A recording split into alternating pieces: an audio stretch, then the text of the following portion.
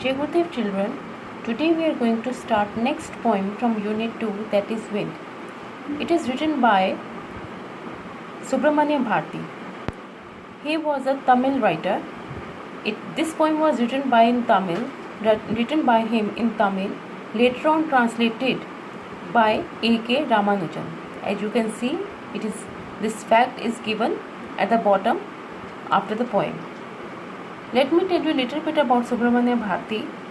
He was a Tamil writer, poet, journalist, Indian independence activist, social reformer and polyglot.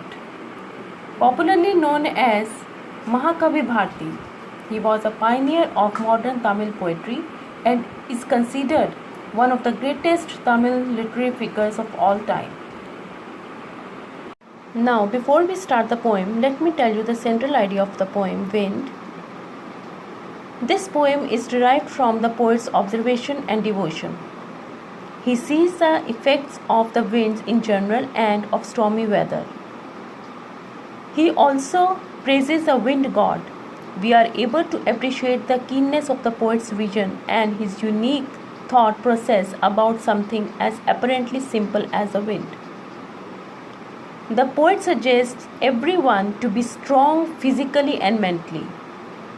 Wind here is a symbol of difficulties or obstacles humans have to face for their survival. People with strong physique and good mental health will be to stand and face odds or obstacles of life. So let's recite the poem. Wind, come softly. Don't break the shutters of the windows. Don't scatter the papers. Don't throw down the books on the shelf. There, look what you did. You threw them all down. You tore the pages of the books. You brought rain again. You are very clever at poking fun at weaklings. Frail, crumbling houses, crumbling doors, crumbling rafters, crumbling wood, crumbling bodies, crumbling lives, crumbling hearts. The wind god winnows and crushes them all. He won't do what you tell him. So come, let's build strong homes. Let's join the doors firmly. Take ties to firm the body. Make the heart steadfast. Do this and the wind will be friends with us. The wind blows out weak fires. He makes strong fires roar and flourish. His friendship is good. We praise him every day.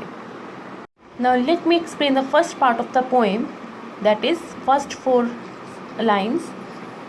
Wind, come softly, don't break the shutters of the windows, don't scatter the papers, don't throw down the books on the shelf. The poet makes request to the wind, asking it not to blow so strongly that it breaks down the shutters of the windows, as they separate man from the stormy environment outside. So, he is asking the wind for protection. He also asks the wind not to scatter the papers in his room or to throw down the books from his bookshelves with its force. Next, there look you did. You threw them all down. You tore the pages of the books. You brought rain again. Here the poet accuses the wind of blowing too strongly and creating the mess in his room, with the books thrown down from the shelves and their pages torn. He sees outside and tells the wind that it has brought rain with it again. Next, you are very clever at poking fun at weaklings. Frail, crumbling houses, crumbling doors, crumbling rafters, crumbling wood, crumbling bodies, crumbling lives, crumbling hearts. The wind god winnows and crushes them all. Now, the poet speaks in a subdued tone to the wind, saying that it makes mischief whenever it encounters anyone who is too meek. Meek means humble and mild to protect against its actions. It tears down doors, rafters, and even entire wooden houses altogether, leaving people without shelter from the harsh world outside. This is an idiom implying that the troubles we face in life come as suddenly as a wind and also leave suddenly. As the poet says, the wind can tear down weak bodies and fragile hearts. That is, difficulties in life can lead to a loss of hope as well as a loss of life. Thus, it is all up to the wind god, says the poet. He won't do what you tell him. So come, let's build strong homes. Let's join the doors firmly. Break ties to firm the body. Make the heart steadfast. Do this, and the wind will be friends with us. The poet now speaks to the readers, saying that wind doesn't listen to anyone, and its actions are governed by it alone.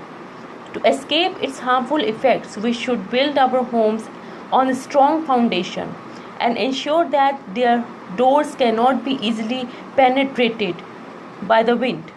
Also, we must train our bodies and our hearts to combat and resist the ill effects of the wind. If we are able to do this, then we will no longer consider the wind an enemy. Instead, the wind will invite us to become its friends. This is an idiom meaning that if we make our character strong, we will be able to combat any troubles easily. However, if our character is weak, the troubles will create problems for us. The last lines: the wind blows out weak fires. He makes strong fires roar and flourish. His friendship is good. We praise him every day. Here the poet describes how the wind has both bad effects and good effects. The bad effect is that it can blow out a weak fire. However, if the fire is burning strongly, then the wind will make it burn fiercer, thus nurturing what is already strong. The poet comes to the conclusion that if we are strong, then fire wind is a good friend for us to have, as it will increase our strength. This is an idiom meaning that all troubles that we face in life will strengthen us further.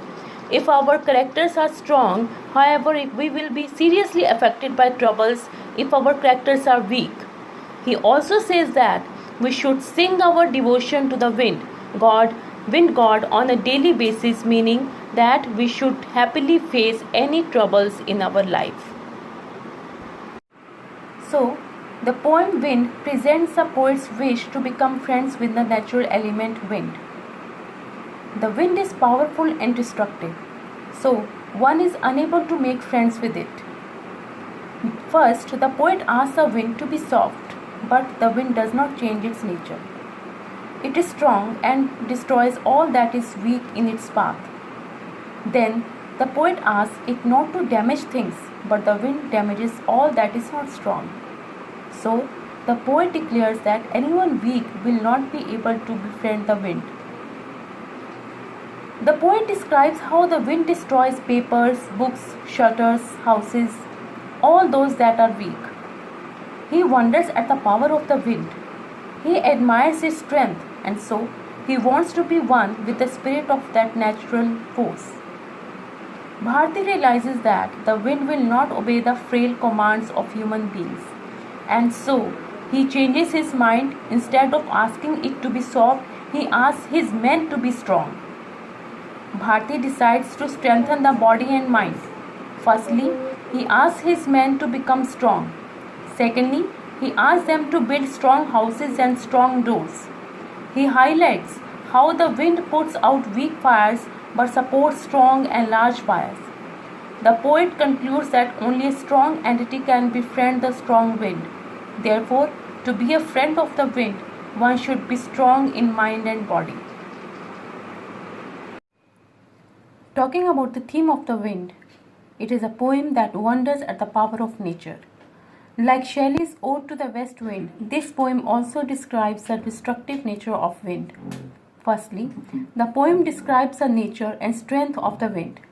Secondly, the poem urges human beings to become strong and become one with nature.